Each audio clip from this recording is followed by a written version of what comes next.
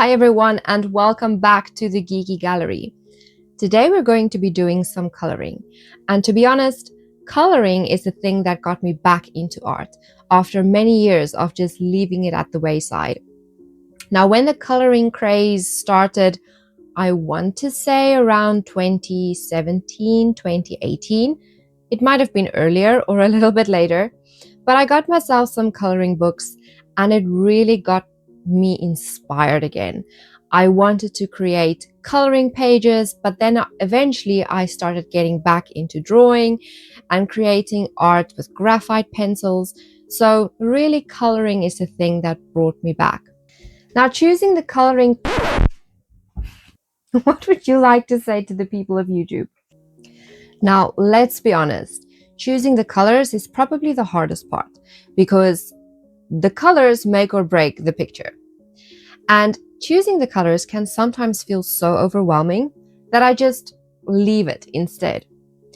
So today I thought I would remove the obstacle of choosing colors and just let a palette generator choose my colors for me.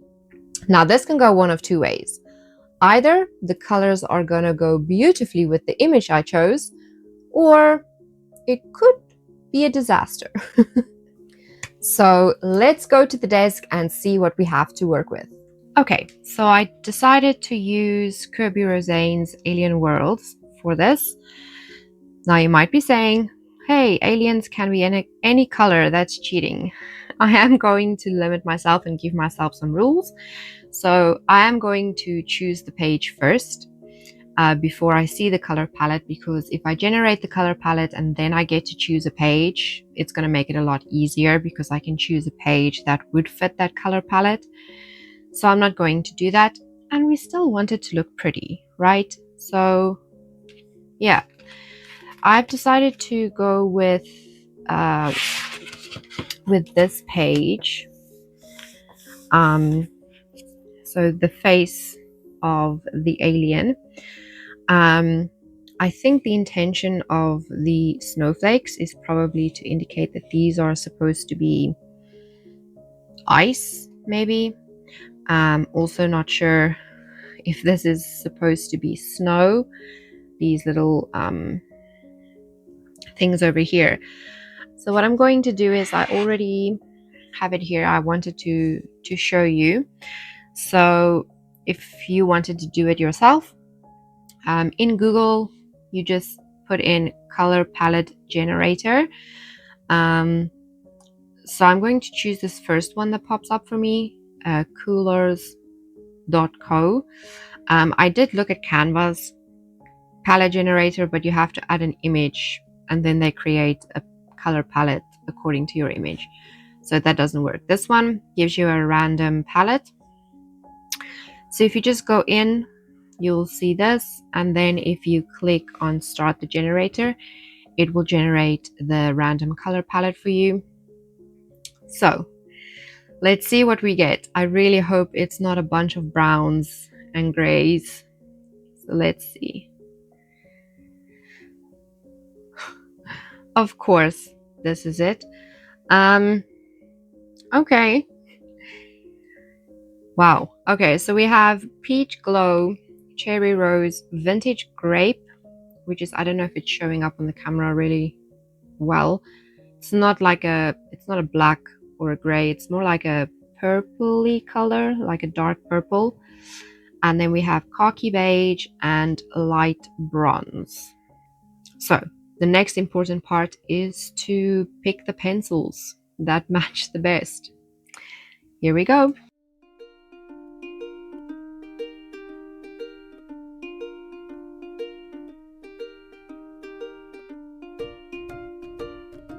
So the main colors I chose for this was a peach for the first color of light bronze. Then I chose the 10% warm gray initially, but I did end up using the 20% gray instead. It was a little bit light when I started coloring. Then I chose the black cherry for the purple color, which was hard to match, and then magenta for the red and beige for the last color. Now, I did end up choosing other shades of the same colors just so that I was able to add shadows and highlights to the image. So basically I just chose one shade darker and one shade lighter for each color. I did end up changing this throughout while I was coloring because I chose colors that were too close together. So the shadows and the highlights weren't dark enough or bright enough. So you will see me using different colors throughout, but I try to stick to the same color family. So instead of just using one shade darker or one shade lighter, I ended up using maybe 3 or 4 shades darker because I wanted a really contrasted image. But anyway, here, let's get to the coloring. So in the beginning, I really just very lightly, with a very light pressure, put down the colors on the paper because I didn't choose the color palette, so I wasn't sure what color I wanted where. So I went in with a very light pressure, added the colors to the page. In case I wanted to change any color that I've already placed, I would be able to go over it with a different color. So you'll see I also made a mistake over there that I'm going to fix later. But yeah, I just wanted to see if I was happy with the color placement before I started shading and started darkening the colors.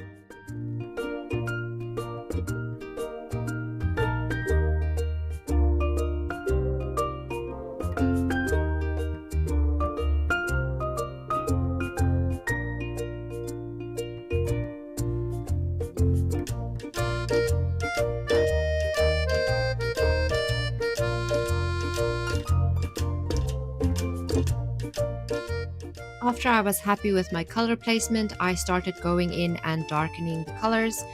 I always start with the shadow first, so I start with my darkest color and then I work my way through to the lighter shades until I get to the highlights. So here you will just see me filling out the shadows and then going in and adding the highlights.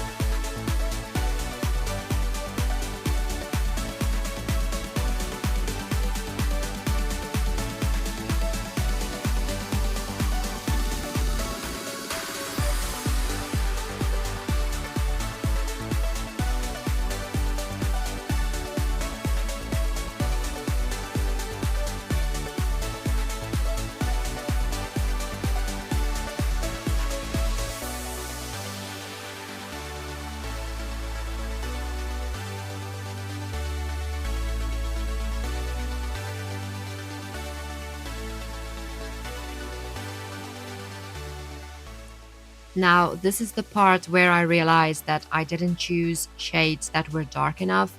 So I ended up going over it again with a darker shade because you couldn't really see the difference between the two shades that I initially chose.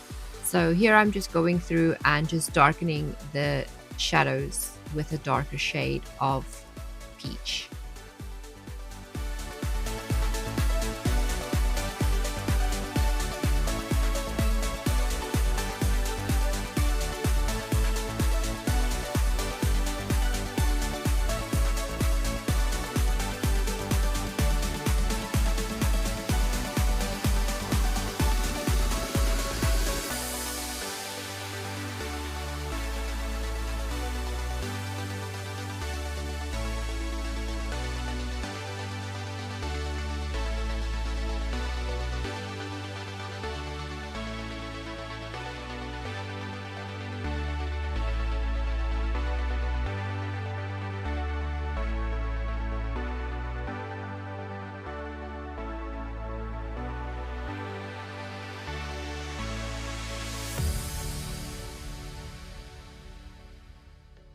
So here you see I go in with a colored pencil blending solution. Now this is really great if your pencil isn't blending on the paper really well and you have all these white spots where the pencil doesn't go into the tooth of the paper.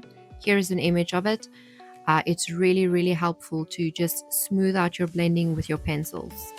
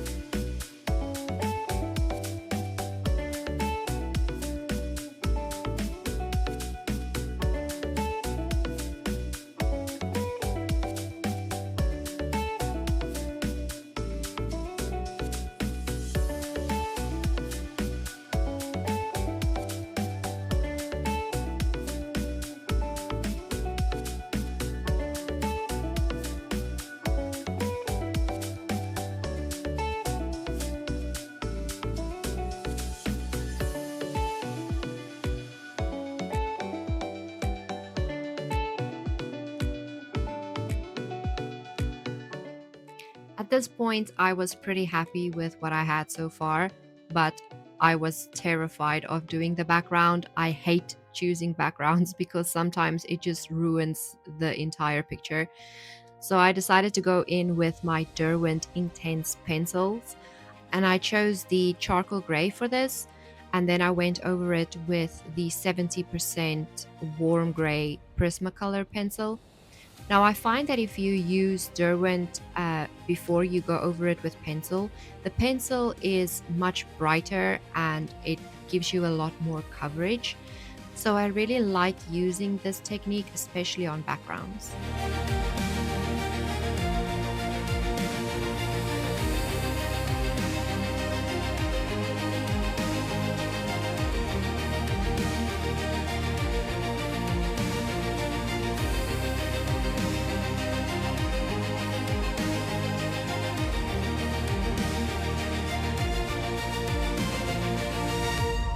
Well, there you go.